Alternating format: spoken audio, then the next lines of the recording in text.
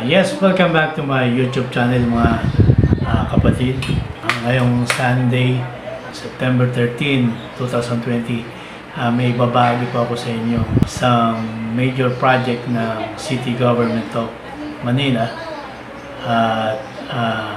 under the leadership of walang iba kundi si Yorme Isko Moreno. Sino pa ba? So mga kapatid, samahan niyo po ako sa pagbigay ng reaction at observation regarding dito sa major project na City Government of Manila under the leadership of our Mayor Yorme Isko Moreno. Tara po, samahan niyo po ako.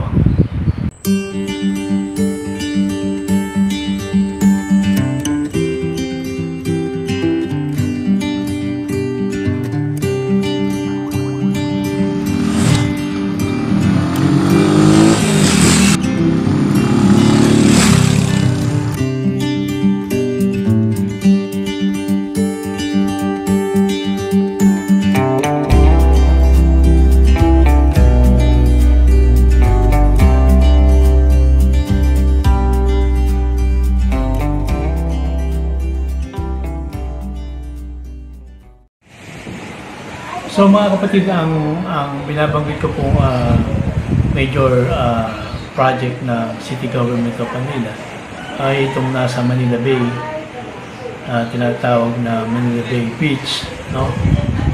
So ito po ay hindi po lingid sa lahat, medyo naging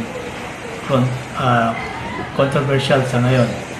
Pero ang masasabi ko po bilang isang product ng Manila,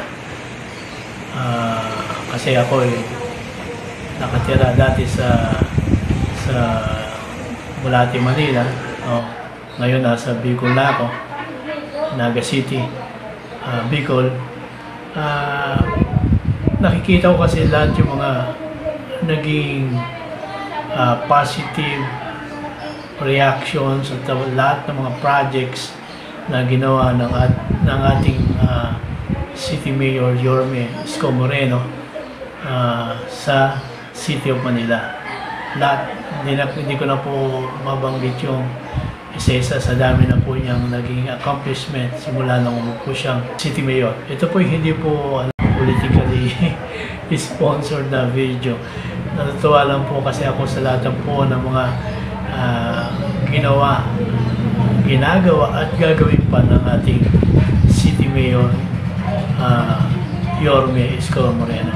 So ito pong Manila Bay Beach na project po ng ating City Government of Manila ay magiging isang major tourist attraction pagdating ng panahon pag ito po ay natapos. Sa ngayon po, ito po ay nakapag-produce ng labor sa atin, local labor sa atin, natural kasi nandito yan at nakatulong sa pag-ano ng unemployment, no?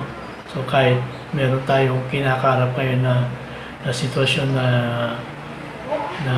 hanggang ngayon hindi pa tapos, at least nakakapag-generate ng labor para sa ating mga labor group, no? So pag ito naman po na yan natapos na, saka po natin makikita mga positive effects na may bibigay ng project na ito ng City Government of Manila. Ano po ba mga benefits na makukuha natin dyan sa project na yan? Unang-una, makakapag-generate yan ng tourists. So yung incoming tourists sa atin sa City of Manila ay tataas. Ang percentage yan sigurado tataas. So pagka mayroon kang turista sa isang lugar, pag dumami na yung turista na pupunta dyan, makakapag-generate yan ng income sa City Government of Manila.